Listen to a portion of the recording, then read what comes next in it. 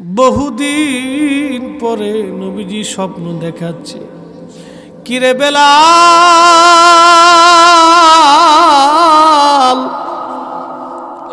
আমার সাথে কেমন জুলুম তুমি শুরু করছো বেলাল? কতদিন তুমি আমার জিয়ারতে আসো না রে বেলাল?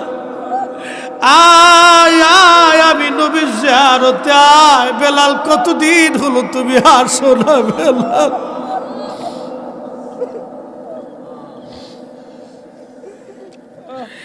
একজন সাহাবী নবীরে কতটা ভালোবাসকে নবীজি ডাকতে গেছে, আয় আয়, আমার জিয়ারতে কেন আসো না বেলাল? কতদিন হলো আমার জিয়ারতে আসো না বেলাল? আয় আয় আয়, আমি নবীর জিয়ারতে আয় রে বেলাল, কতদিন হলো আমার জিয়ারতে তুই আসিস না?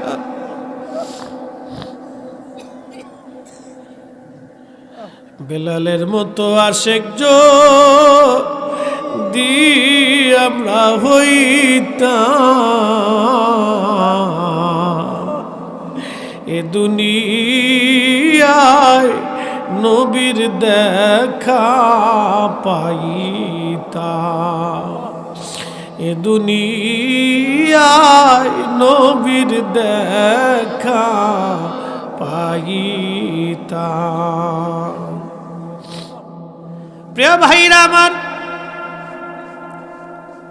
শুনতে চেয়েছেন হযরত বেলালের জীবনী। কি করে আমি বেলালের জীবনী বলবো আপনাদেরকে? 1,25,000 সাহাবীদের মধ্যে একজন সাহাবী ছিলেন হযরতে বেলাল রাদিয়াল্লাহু আনহু। হযরতে বেলালের জীবন ছিল বড় কষ্টের। কালেমার জন্যে 1,24,000 বা 25,000 সাহাবীদের মধ্যে সবচাইতে যিনি বেশি কালেমার জন্য মার খেয়েছিলেন, রিমান্ড নিয়েছিলেন, তিনি বেলাল রাদিয়াল্লাহু আনহু। জীবনের একটা বিরাট অংশ বেলালের শুধু মার খেতে খেতেই পার হয়ে গেছে। পিঠের চামড়া গোস্ত দিয়েছিলেন মাগার, ঈমান বেলাল দেয় নাই। জোরে বলা যাবে কি সুবহানাল্লাহ?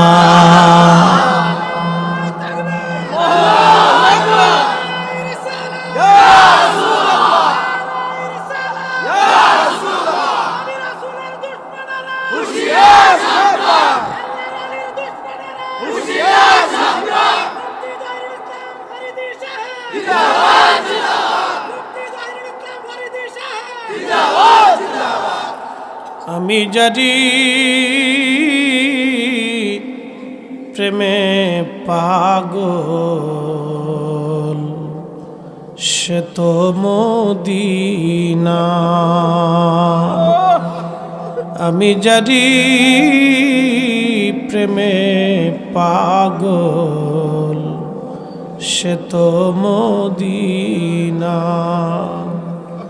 প্রেমানলে পুরে মরি, প্রেমানলে পুরে মরি, ওহে রব্বানা। আমি জানি প্রেমে পাগল, সে তো মদিনা। আল্লাহুম্মা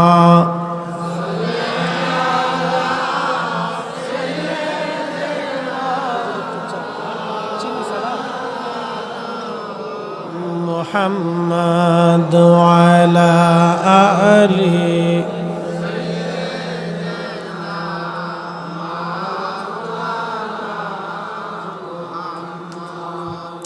বন্ধুগণ, নবীজি কালেমার দাওয়াত দিলেন। পরিবেশটা এত সহজ ছিল না, পরিবেশটা বড় কঠিন ছিল। আল্লাহর নবী মদিনাত মক্কাতে যখন দাওয়াত দেওয়ার আগে এতটাই বিশ্বাসী ছিলেন মানুষের কাছে, মানুষ বলতো আল আমিন। বিশ্বাসী, শুধু বিশ্বাসী না, আমার নবীর জীবনের একটা পরম চরিত্র ছিল। জীবনে কোনোদিন নবী মিথ্যা কথা বলে না। কিন্তু আমরা উম্মত হর হামেশা মিথ্যা বলি। কথা ঠিক কিনা? মিথ্যা না বললে পেটের ভাত আমাদের হজম হয় না। আল্লাহর নবী বলছে, উম্মত মিথ্যা সকল পাপের মূল। তোমরা মিথ্যা ছেড়ে দাও, মিথ্যা ছেড়ে দাও, মিথ্যা ছেড়ে দাও। বলছিলাম এই কালেমার জন্য সাহাবীরা কত বড় ত্যাগ স্বীকার করেছিল। ১৬ লক্ষ সাহাবীর মধ্যে একজন সাহাবী, তার নাম বেলাল। কালেমার জন্য সাহাবীর পিঠের চামড়া উঠিয়ে ফেলে দেওয়া হয়েছিল। মাসের পর মাস, দিনের পর দিন বেলালকে অত্যাচার করা হতো। কিতদার ছিলেন, কালেমার দাওয়াত এত সহজ ছিল না। সেই দিন দাওয়াত দিয়েছেন, কালেমা কবুল করলেন বেলাল। তিনি কিতদাস হওয়ার কারণে অত্যাচারের স্টিম রোলার বেলালের উপরে এসে গেল। মালিক উমাইয়া বলল, কিতদাসের সাহস কি করে হয়? এই মক্কার জমিনে কালেমা পড়ছে, অতএব কে আর সহজে ছেড়ে দেওয়া যাবে না। বেলালের হাত পা বেঁধে চাবুক দিয়ে পিটানো হতো। পিটানোর কারণে চামড়াগুলি খসে খসে ফেটে ফেটে রক্ত বের হতো। গলার মধ্যে রশি বেঁধে বেলালকে মক্কার অলিগুলি দিয়ে টানা হতো। যারা সৌদি আরবে গেছেন দেখছেন, বালুময় পাথরি রাস্তা, কত কষ্টের দিন। প্রচণ্ড গরমের মধ্যে গলার মধ্যে রশি বেঁধে হাত পা বেঁধে বেলালকে ওই অবস্থায় টানা হাসরা করা হতো। সারা মক্কার অলিগলি দিয়ে টানা হতো। কেউ সেই দিন তাকে ঠেকাইতে যাইতো না, কেউ তাকে বাঁচাইতে যাইতো না। সেই দিন বেলাল শুধু বলতেন, আহাদ আহাদ আহাদ আহাদ, আল্লাহ এক, আল্লাহ এক, আল্লাহ এক, আল্লাহ এক, আল্লাহ এক, আল্লাহ এক, আল্লাহ।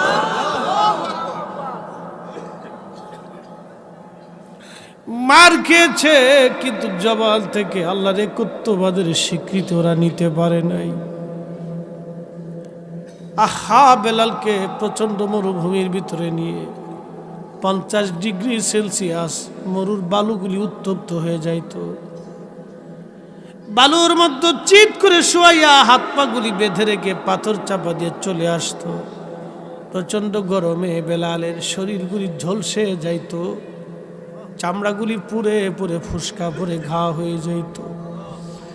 ওই ঘায়ের মধ্যে বেলালকে বেত্রাঘাত করা হতো, পিটুনি মারা হতো, খাবার দাবার কমিয়ে দেওয়া হলো। কোনোদিন খাইতো, কোনোদিন না খায় রাখা হতো। প্রচণ্ড অত্যাচারে বেলাল মাঝে মধ্যে অজ্ঞান হয়ে যাইতেন, হুশ হারায় ফেলতেন। হুশ যখন ফিরে আসতো আবার তিনি কাঁদতেন, আহাদ আহাদ আহাদ আহাদ, আল্লাহ এক, আল্লাহ এক, আল্লাহ এক, আল্লাহ এক। এইভাবে হযরত বেলালের জীবন পার হলো বহুদিন বহুদিন বহুদিন। একটা মানুষও কোনোদিন যায় বলে না, ইমন উমাইয়া বেলালকে তুমি একটা দিনের জন্য একটু নিস্তার দাও। উমাইয়া প্রত্যেক দিন বলতেন, বেলাল কালেমা ছাড়বি না জীবন দিবি? হযরতে বেলাল বলতেন, উমাইয়া রে, জীবনের সবটুকু দিয়ে দিতে পারি, কিন্তু আমি বেলাল কালেমা দিব না, কালেমা দিব না। যে নবী দেখে কালেমা পড়ছি সেই কালেমা আমি দেব না, হে সেই কালেমা দেব না। এই জন্য আল্লাহ খুশি হয়ে কোরআনে বলছেন, আমিনু কামা আমানান নাস। আমার নবীর সাহাবীরা যেইভাবে ঈমান আনছে তোমরাও সেইভাবে ঈমান আনো। সাহাবীরা যেইভাবে ঈমান আনছে তোমরাও সেইভাবে ঈমান আনো। একবার জোরে বলা যাবে কি সুবহানাল্লাহ? হযরত আবু বকর একদিন অত্যাচার দেখে রাস্তার পাশ দিয়ে যাচ্ছিলেন। বেলালের উপরে অত্যাচারী স্টিম রোলার চলতেছিল। আবু বকরের মনে বড় দয়া লাগছে। নবীর দরবারে যা বলেন, হুজুর, বেলালের এমন কষ্ট সহ্য করা যায়নি, ইয়া রাসূলুল্লাহ, অনুমতি যদি দেন তাহলে আমি বেলালকে টাকা দিয়ে কিনে আজাদ করে দিতে পারি। বহু টাকা দিয়ে বেলালকে কিনে আনা হলো। সেই দিন আজাদ করে দিলেন হযরত আবু বকর সিদ্দিক। হিজরত করে নবীজি মক্কা থেকে মদিনায় চলে গেলেন। এই যে মেরাজের রাত, মেরাজের মাস চলতেছে। মেরাজ হয়েছিল হিজরতের 1 বছর আগে। মেরাজ করে আসার পরে নবীজি ডেকে বলেন, বেলাল একটা বিষয় আমাকে বলবা। বলেন, ইয়া রাসূলুল্লাহ। আমি নবী যখন মেরাজের রাত্রিবেলা জান্নাত ঘুরতে ঘুরতে দেখতে দেখতে জান্নাত দেখতে গেলাম, আমার উম্মতকে কোথায় রাখা হবে এই জান্নাত দেখার জন্য আমি জান্নাতে গেলাম। যাইয়া দেখি রে বেলাল, তোর পায়ের আওয়াজ আমার আগে আগে পাওয়া যায়।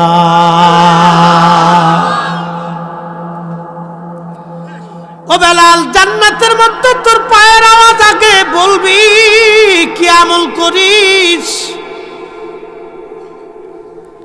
বেলাল জবাব দিলেন, ইয়া নবী আল্লাহ, আমি অজু গেলে আবার অজু করি, অজু করার পরে 2 রাকাত নামাজ পড়ি, অজু গেলে অজু করি, অজু গেলে অজু করি, অজু করার পরে আমি 2 রাকাত নামাজ পড়ি। নবীজি বলেন, বেলাল রে, এই কারণে জান্নাতের মধ্যে তোমার আগে আগে পাইলাম। হিজরত করে মদিনাতে নবীর মসজিদের মুয়াজ্জিন হয়ে গেলেন বেলাল। চেহারা দেখা না ভালোবাসা দেখা? ইমান ইমান ইমান।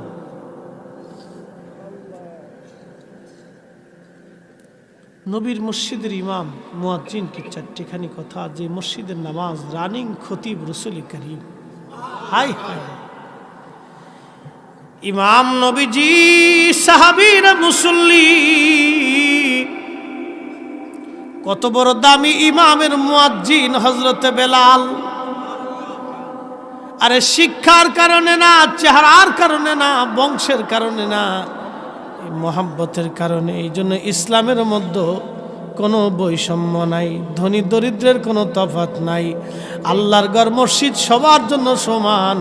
এখানে মুতল্লি, সভাপতি, ইমাম, মুসল্লি, খতিব সবাই আল্লাহর গোলাম, সবাই মসজিদের খাদেম। কথা বলেন ঠিক কিনা?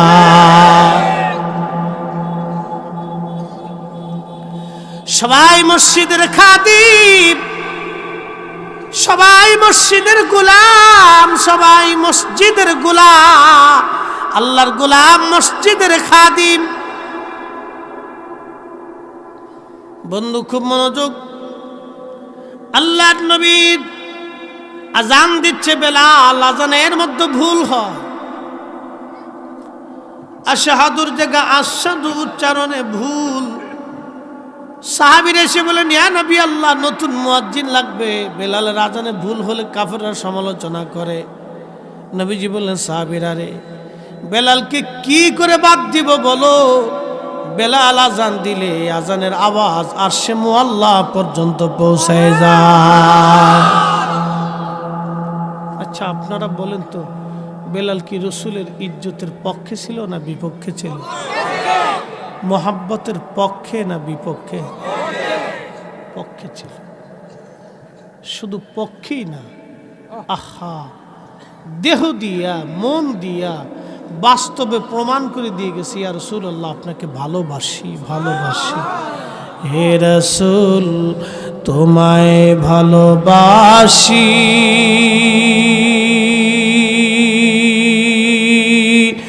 অন্তরে শুধু মুখে নয়, জান্নাতের আশায় নয় হে রাসূল, জাহান্নাম কেউ ডরি না।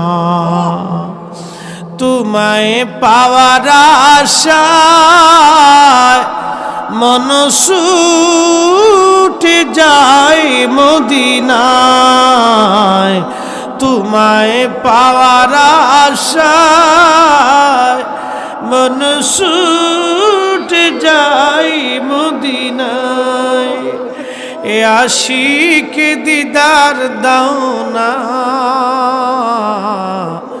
আর দূরে থাকিও না। এ আশিক দিদার দাও না, আর দূরে থাকিও না। হে রাসূল তোমায় ভালোবাসি অন্তরে শুধু মুখে নয় জান্নাতের আশায় নয় হে রাসূল জাহান্নামকেও ডরি না। কি বলবো, নবীজির ইন্তেকাল মুবারক হয়ে গেল। আহা, নবীজির ইন্তেকাল হয়ে যাওয়ার পরে নবীর দরবারে একটা উট ছিল, তার নাম কাসওয়া। সাহাবীরা তো পাগল পারা হয়ে গেল, কাসওয়া পাগল হয়ে গেল। 3 দিন ধরে একাধারে কাঁদতে লাগলো। উটের চিৎকারে কান্নাতে মদিনা ভারী হয়ে গেল। সেই দিন নবী নাই, বিরহ বেদনায় কাসওয়া কাঁদবে। 3 দিন কাসওয়াকে কেউ পানি পান করাইতে পারে নাই, কে খাবার খাওয়াইতে পারে নাই। একাধারে 3 দিন নবীর বিরহ বেদনা সহ্য করতে না পেরে এই উট কুয়ার মধ্যে ঝাঁপিয়ে পড়ে আত্মহুতি দিয়ে নবীর দরবারে চলে যায়। কারণ উটের তো কিন্তু কোনো শরীয়ত নাই যে আত্মহত্যা করলে সে জাহান্নামে চলে যাবে। বিরহ বেদনা সহ্য করতে পারে না একটা উট। হায় হায়, একটা প্রাণী নবীকে কি করে ভালোবাসতো।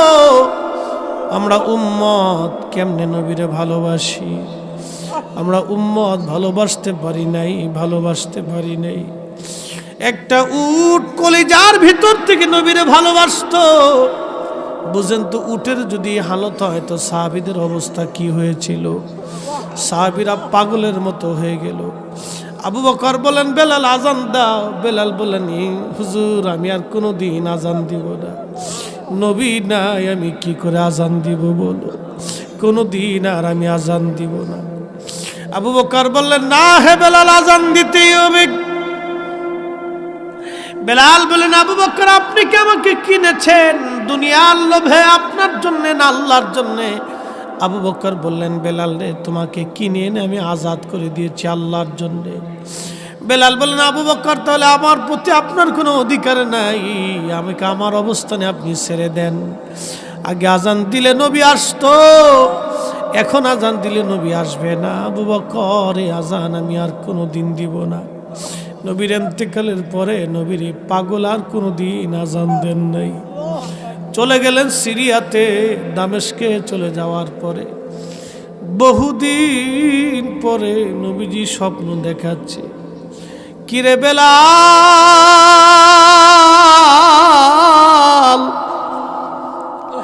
আমার সাথে কেমন জুলুম তুমি শুরু করছো বেলাল।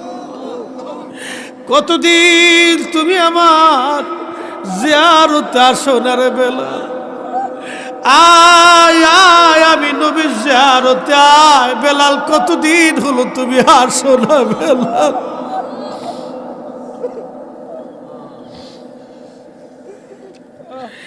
একজন সাহাবী নবীরে কতটা ভালোবাসকে, নবীজি ডাকতে গেছে, আয় আয়,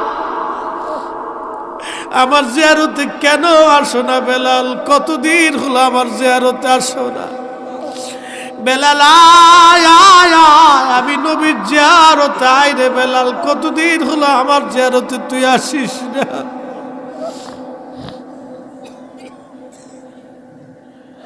বেলালের মতো আশেক যদি আমরা হইতাম, এ দুনিয়ায় নবীর দেখা পাইতাম, এ দুনিয়ায় নবীর দেখা পাইতাম।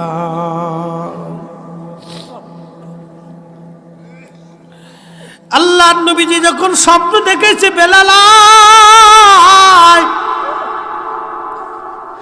তাড়াতাড়ি আয় বেলাল, আমি নবীর জিয়ারতে আয়, কেমন জুলুম তুমি শুরু করছো আমার সাথে। এই স্বপ্ন দেখার সঙ্গে সঙ্গে বেলাল দেরি করেন নাই, শুধু সিরিয়া থেকে রওনা দিছে। কোন কোন বর্ণনা আসে জুতা ছিল না, খালি পায়ে হাঁটা শুরু করছে। সোয়ারি ছিল না, হেঁটে হেঁটে সিরিয়ার দামেস্ক থেকে বেলাল আসছে। নবী ডাকছে, পায়ে হেঁটে হেঁটে বেলাল আসছে, পায়ে হেঁটে হেঁটে। আপনি চিন্তা করবেন কি, সুদূর সেই সিরিয়ার থেকে মদিনা বহু দূরের রাস্তা, বহু দূর।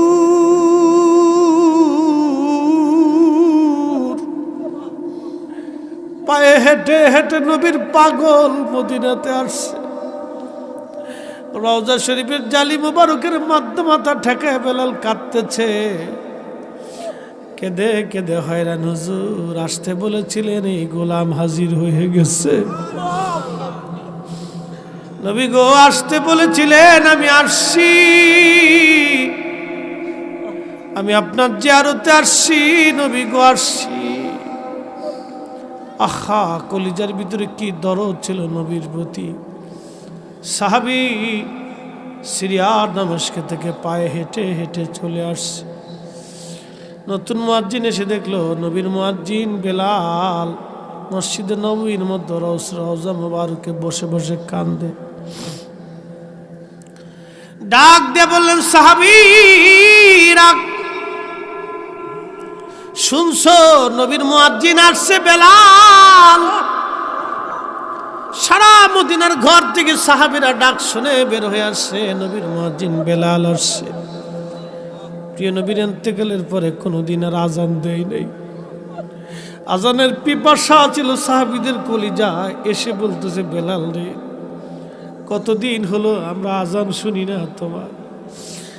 যে আজান নবীরে শোনাইতা, বেলাল যা ওই আজান আমরাও শোনাও। সাহাবীরা বারবার অনুরোধ করে, বেলাল আজান শোনাও। বেলাল বলে, না, যে আজান দিলে নবী আসতো রে, ওই আজান আমি আর দেব না। এখন যে আজান দিলে নবী আসতো, এখন আজান দিলে নবী আসবে না। না না না, এই সে আজান আমি আর দেব না গো। সাহাবীরা বললেন, আমরার কথা বেলাল আজান দিবে না। যাইয়া দেখো, হাসান আর হুসাইন ঘরের মধ্যে আসেনি। ইমাম হাসান আর হুসাইনকে ডেকে নিয়ে আসা হলো। ইমাম হাসান হুসেনকে দেখতে নবীজির মতো দেখা যাইতো, নানার চেহারা তারা পাইছিলেন। আহা, নানার চেহারা তারা পাইছিলেন। রওজা শরীফ থেকে উঠে কলিজার তৃষ্ণা নিবারণের জন্যে হযরতে বেলাল রাদিয়াল্লাহু আনহু ইমাম হাসানের বুকের মধ্যে মাথা ঠেকায় কাঁদতেছে। আবার ইমাম হুসাইন রাদিয়াল্লাহু আনহুমার বুকের মধ্যে মাথা ঠেকায় কান্দে। হযরত বেলাল কাঁদতেছে। সাহাবীরা এই দৃশ্য দেখে কাঁদতেছিল। তখন হযরত ইমাম হাসান ডাক দিয়ে বলেন, নানার মুয়াজ্জিন, যেই লাহান দিয়া নানার আজান শুনাইতা, মিনারায় যাও, ওই লাহান দিয়া আজকে আজান শোনাইবা। আমরা যে তার আদরের উম্মত, উম্মতের করলাম কি। আমরা যে তার আদরের উম্মত, কয়দিন কেন্দেছি। রসুল আমার আল্লাহর হাবিব, আখেরি নবী।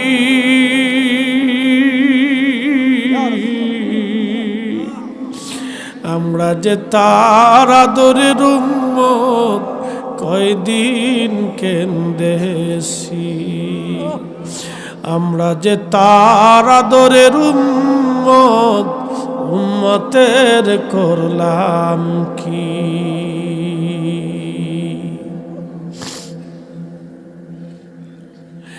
হযরত বেলাল একটা দৌড় মারছে। ইমাম হাসান বলছে, আর দেরি নাই, নবীর দৌহিত্র বলছে। ইমাম হাসান বলছে, আর দেরি করেন নাই। যে বনু নাজ্জার গোত্রের মহিলা আর ছাদের উপরে দাঁড়ায় বেলাল আজান দিতেন, দৌড়ায় ছাদের উপরে উঠলেন, আজান শুরু করলেন হযরতে বেলাল। আল্লাহু আকবার, আল্লাহু আকবার। আজান দেওয়ার পরে সারা মদিনা থেকে সাহাবীরা ঘর থেকে বের হয়ে দৌড় মারছে। বুঝি নবী বুঝি আসছে রে, মনে হয় নবী বুঝি ফিরে আসছে রে। আল্লাহু আকবার, আল্লাহু আকবার।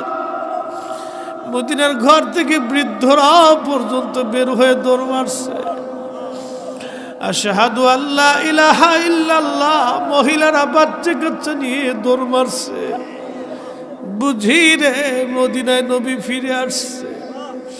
আর লাহানের ফয়জুদ, বেলালের লাহানের ফয়জুদ, নবীর দেওয়া ফয়েজ এতই মধুর ছিল রে, এতই মধুর,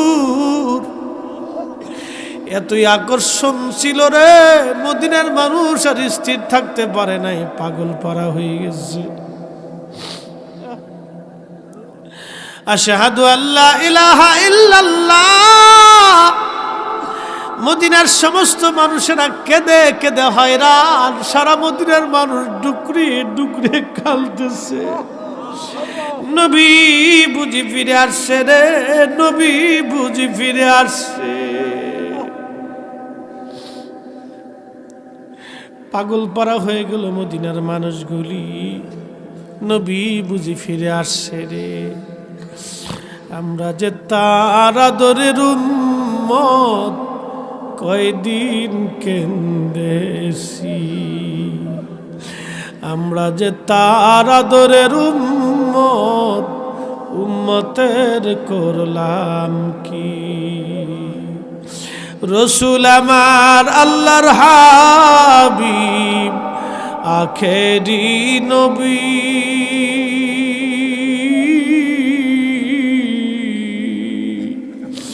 আমরা যে তার আদরের উম্মত, উম্মতের করলাম কি। আহা, আমরা যে তার আদরের উম্মতের করলাম কি। আরে মদিনার মানুষ সেইভাবে নবীকে ভালোবাসতো।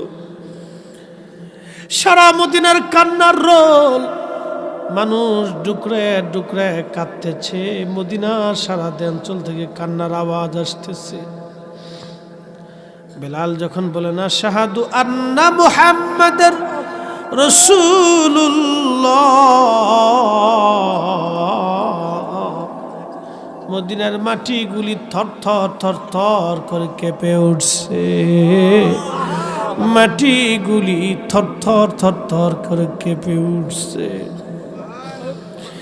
নবীর মুয়াজ্জিন অজ্ঞান হয়ে গেলেন, আর আজান দিতে পারেন নাই। হুশ ফিরে রওজা মোবারকে বসে বসে কাঁদে। হুজুর আপনি আসতে বলেছিলেন, আমি আসছি, গোলাম হাজির হয়ে গেছে। আপনার ইন্তেকালের পরে আর কোনো দিন আজান দেই নাই। আজান দিছি নবী আপনি আসেন নাই। আগে আজান দিলে আসতেন, এখন আজান দিলে তো আর আপনি আসেন না গুনু। আহা, কি করে বুঝাবো? সাহাবীরা দুনিয়াকে বেজার করে নবী খুশি করতেন, এই জন্য নবী তাদেরকে ভালোবাসতেন। আহা, নবী তাদেরকে ভালোবাসতেন। আমাদের জীবনের মানহাজ হবে সাহাবীদের মানহাজের মতো। দুনিয়ার মানুষ বেজার হবে, স্ত্রী বেজার হোক, সন্তান বেজার হোক, প্রতিবেশী বন্ধু বান্ধব সবাই বেজার হোক, আমরা নবী খুশি করব, নবী খুশি করব। কথা বলেন ঠিক না বেঠে? রাজি আছেন? হ্যাঁ তুচে করে বলেন আসেননি।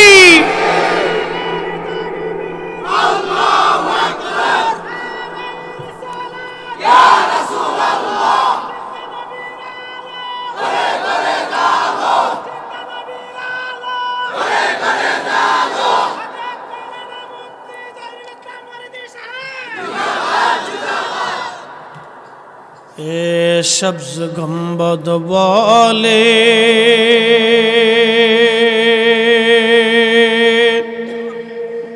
মঞ্জুর দুআ করনা,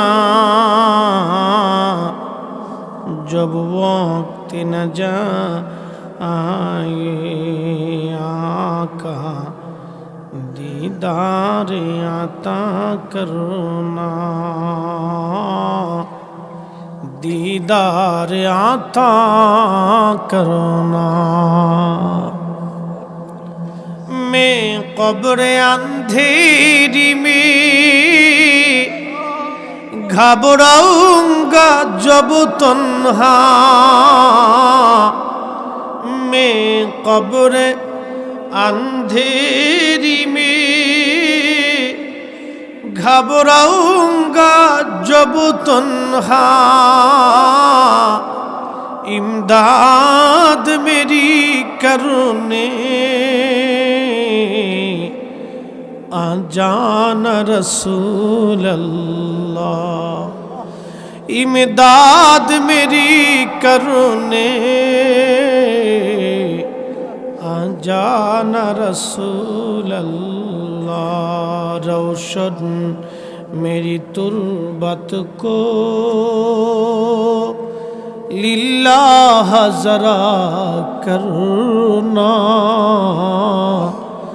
जब वक्त न आए आका दीदार आता करना, दीदार आता करना, दीदार आता करना। আমাদের কাজ এই নবী খুশি করা, নবী খুশি আল্লাহ খুশি। কোরআন আল্লাহ বলেন কুল, হুজুর আপনি বলে দেন, ইন কুনতুম তুহিব্বুনাল্লাহ ফাত্তাবিউনি ইউহিব্বুকুমুল্লাহ ওয়া ইয়াগফির লাকুম যুনুবাকুম আল্লাহু গফুরুর রহিম। আল্লাহ বলেন হুজুর উম্মতকে জানান, উম্মত যদি আমি আল্লাহর সাথে ভালোবাসা করতে চাই, আমি আল্লাহর সাথে যদি ভালোবাসা করতে চাই, উম্মতকে বলেন উম্মত যাতে ইয়াগফির লাকুম যুনুবাকুম আল্লাহু গফুরুর রহিম। আমি আল্লাহ তার জীবনের সমস্ত গুনাহগুলি মাফ করে দিয়া মাথা থেকে পা পর্যন্ত নিষ্পাপ বানাইয়া মাসুম বানাইয়া আমি আল্লাহ আমার ওলি বানাইয়া তার কবরের মধ্যে নিয়ে যাব। এ যুবক ফিরে আসেন নবীর সুন্নাহের পথে, নবীর আদর্শের দিকে ফিরে আসেন। 40 বছরের জীবন না 63 বছরের পুরা জীবনটাকে আপনি ফলো করেন। 63 বছরের পুরা জীবনে নবীজির কাজ ছিল মানুষ মানুষের জন্যে, মানুষ মানুষের জন্যে, জীবন জীবনের জন্যে, মানুষ মানুষের জন্যে, জীবন জীবনের জন্যে। আপনার আশেপাশে হত দরিদ্র মিসকিন অভাবী যদি থাকে, আপনার কাজ হলো তার ঘরে খাবার পৌঁছায় দেওয়া। হিন্দু বৌদ্ধ খ্রিস্টান দেখবেন না, সে যে ধর্মেরই হোক না কেন, বাড়ির পাশে যদি দরিদ্র অভাবী মানুষ থাকে তার ঘরে খাবার পৌঁছায় দিবেন, খাবার পৌঁছায় দিবেন। বাড়িতে ভালো রান্না করলে এলাকার গরিব মানুষের ঘরে পৌঁছাবেন। আল্লাহ নবী বলেন উম্মত তোমার ঘরের মধ্যে তুমি তরকারি ঝোল বাড়ায় দাও, কারণ তুমি একা খাইও না, তোমার প্রতিবেশীদেরকে তুমি খাওয়াও, গরিবদেরকে খাওয়াও। গ্রামের বহু চাচা দাদা নানা ফুফুর আছে, খালুরা আছে, দাদিরা আছে, গরিবত্বের কারণে 6 মাস 1 বছরে ভালো কোনো খাবার খেতে পারে না। আপনার ঘরে খাবার রান্না হলে বাটি ভরে টিফিন কিরি ভরে তাদের ঘরে পৌঁছান, অথবা তাদেরকে ডেকে এনে ঘরের মধ্যে খাওয়ান। আমার আল্লাহর আরশে মুআল্লা খুশি হয়ে যাবে, আমার মালিক আল্লাহ খুশি হয়ে যাবে। আপনার ঘরে কোনোদিন অভাব আসবে না, আপনার বাচ্চাদের রিজিকের অভাব আসবে না। এইগুলি করেন, এইগুলি হলো আসল সুন্নত। আল্লাহ নবী বলেন তোমার ডানে বামে সামনে পিছনে 40 ঘরের মধ্যে যদি একজন আল্লাহর বান্দা না খেয়ে ঘুমায়, আর তুমি যদি রাত্রিবেলা খেয়ে উদর পূর্ণ করে ঘুমাও, তাহাজ্জুদ যদি পড়ো, তারপরও তোমার নাম মুমিনের কাতারে লেখা হবে না।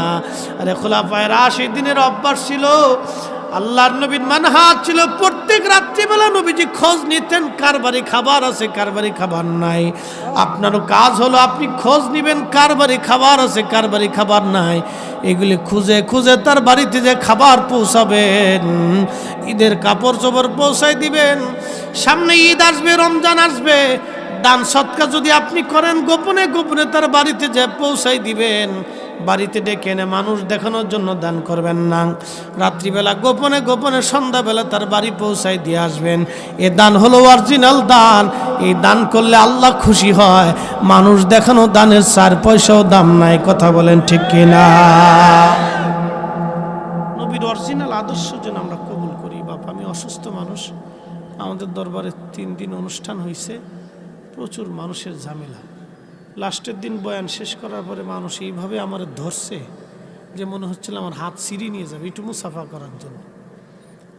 তো বুঝলাম যে মানুষ ভালোবাসে। তো যাই হোক, এই তারপরে খাওয়া দাওয়া তো বুঝতেছিনি, অনিয়মের কারণে ঠিকমতো খাইতে পারিনি, এই অসুস্থতায় ধরে ফেলছে। তো যাই হোক, আমি আর লম্বা সময় দেব না, আপনারা যেটা চাইছিলেন এটা পাইছেন। তা আমার জন্য দোয়া করবেন যেন বহুদিন আমি আপনাদের খেদমতে রসুলের মোহাব্বতে যেন তকরির করতে পারি। বাপ, হাতের মধ্যে কিচ্ছু নাই, আছে কিছু কিছু নামাজ নাই, রোজা নাই, জিকির নাই, ফিকির নাই। আরে আল্লাহর ওলিরা যেইভাবে সারা রাত্র জিকির করছে, সোনাকান্দার মরহুম হুজুর কেবলা সারা রাত্র যেইভাবে জিকির করছে, এইভাবে পারি আমরা?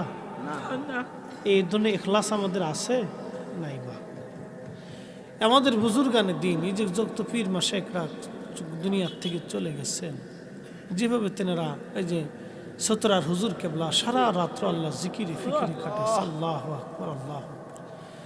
জিকির উনি করলে আসমান থেকে নূর চমকায়, নূর চমকায় নূর আসত, মানুষ দেখতো যে নূর আসতেছে। এরকম ইবাদত আমাদের নাই। তো রসুল করিমের কান্দুবাড়ির কান্দুঘরের পীর শাহ হুজুর, আহা, সারাটা জীবন আপনাদের এখানে খেদমত করে গেছে, সারা জীবন আপনাদেরকে দিশা দিয়েছেন, হকের দিশা দিয়ে হকের উপরেই ঘুমিয়ে গেছেন। মারহাবা বলবেন না? বা হকের দিশা দিয়ে হকের উপরে ঘুমিয়ে গেছেন। মোহাব্বত করবেন, মাঝে মধ্যে জিয়ারত করবেন, হুজুরের জিয়ারতে যাবেন, দোয়া করবেন, খুশি হবে। বাবা মার কবরে যাবেন। বাবা মা যাদের কবরে চলে গেছে প্রত্যেক দিন সকালে যাবেন, প্রত্যেক রাত আপনার গায়ের কাঁথা কম্বল মা ঠিক করে দিচ্ছে। গরমে ঘুমাইতে না পারলে আপনি ঘুমাইছেন, মা এসে আপনার বাতাস করছে। ছেলের বয়স 25, মা তখনও বাতাস দেয়। কি কথা বলেন ঠিক কিনা? আরে ছেলের বয়স 30, মা তখনও বাচ্চাটাকে বাতাস দেয়। বয়স 30, মার কাছে তখনও ছেলে খুকা, আহা, মা তখনও বাতাস দিছে। আজকে মা কবরে চলে গেছে, আপনি কবরের পাশেও যান না। আহা, আপনার মতো নিমক হারাম কে আছে বলেন তো? কে আছে আপনার মতো নিমক হারাম অপদার্থ? প্রত্যেক জুমাতে যাবেন, না গেলে প্রত্যেক নামাজের পরে দোয়া করবেন, আল্লাহ আমার আব্বা আম্মারে বেহেশত দিয়ে দাও, রাব্বির হামহুমা কামা রাব্বায়ানি সাগীরা। বাপ, এগুলি কাজের আমল, এগুলি করবেন, যাবেন পূর্বপুরুষদের কবরের পাশে যায় গোরস্থানে দাঁড়িয়ে যাবেন, খুশি হয়ে যাবেন। দেখো আমার আওলাদ আসছে, আমার বংশের একটা প্রদীপ এসে গেছে, আমার জন্য দোয়া করতেছে, খুশি হয়ে যাবে। বাপ, আপনি তাদেরকে দেখেন না, কিন্তু তারা আমাদেরকে দেখে। কবর থেকে তারা আমাদেরকে দেখে, আমরা দেখি না। এই জন্য আপনাদের যুবকদেরকে অনুরোধ করব, প্রিয় ভাই, ফিরে আসেন, আল্লাহর দিকে ফিরে আসেন। 5 ওয়াক্ত নামাজ, এটা যেন কখনো কাজা না হয়। বাপ, দুনিয়ার থেকে আমরা সবাই চলে যাব, মৃত্যুর পরে আল্লাহ পাক প্রথম হিসাবটা নামাজের জন্য নিবে মেহেশরের মাঠে। বন্ধু, একটা কুত্তা যদি সারা রাত আপনাকে 2 বেলা খাবারের বিনিময়ে পাহারা দিতে পারে, ও 8 ঘন্টা ডিউটি করে, তাহলে আপনি কেন 1.5 ঘন্টা আল্লাহকে দিতে পারবেন না? আল্লাহ এত কিছু আপনাকে দিল, আল্লাহ এত কিছু আপনাকে দিল, আপনি 8টা ঘন্টা কেন আল্লাহকে দিবেন না?